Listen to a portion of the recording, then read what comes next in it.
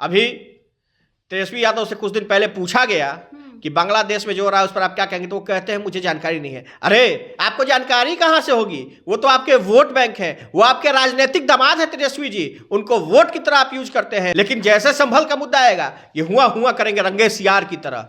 ठीक है, जब जब इस देश से बाहर हिंदू गए हैं उनके हालात ठीक नहीं रहे हैं, और बर्मा, पाकिस्तान, अफगान और जो आपका बांग्लादेश है यहाँ हिंदू बर्बाद हो गए हैं।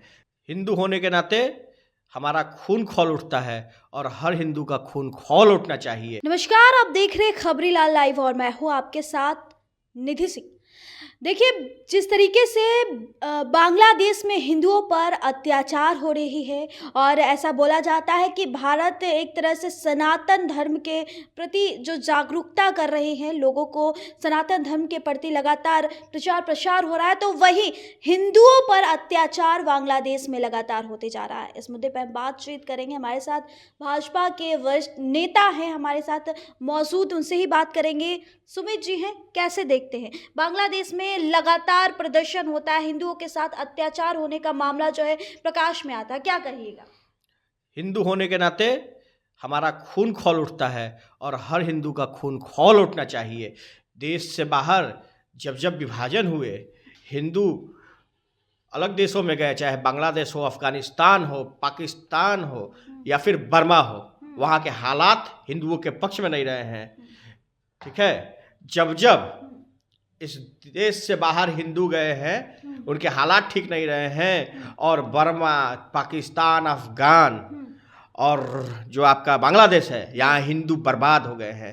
उन लोगों की सुरक्षा के लिए आखिर भारत की सरकार नरेंद्र मोदी जी क्या कुछ कदम उठाएंगे? बिल्कुल, मोदी राज और योगी राज में ही हिंदू सुरक्षित है। और हमारे विदेश सचिव गए थे बांग्लादेश, बातचीत हुई है।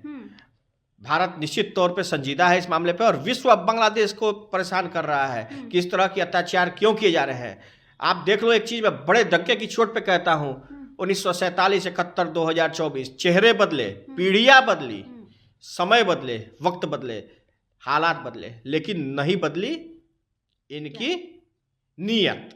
किनकी नीयत के बारे में बोल रहे हैं? जो बांग्लादेश में बहुसंख्यक है उनकी नीयत की बात कर रहा हूँ। वो नहीं बदले, नहीं बदले। 47 में भी हिंदुओं को प्रताड़ित किया, 71 में भी हिंदू प्रताड़ित किए गए, जबकि भारत ने बांग्लादेश को आज़ादी दिलाई पूर्वी पाकिस्तान के नाम से। और 2024 में भी हिंदू पे अत्याचार हो रहा है। जो वहाँ के हिंदू मौजूद में जिन पे अत्याचार हो रहे हैं, उनके सुरक्षा के लिए आप लोग के तरफ से क्या कुछ उनको दिया गया है, क्या निर्देश दिया गया है? क्या आप लोग वहाँ जा करके उनकी सुरक्षा करेंगे? क्या भारत में उनके लिए शरण रखेंगे? देखिए, ये तो सरकार करेगी ही, कुछ ना कुछ तो सरकार करेगी।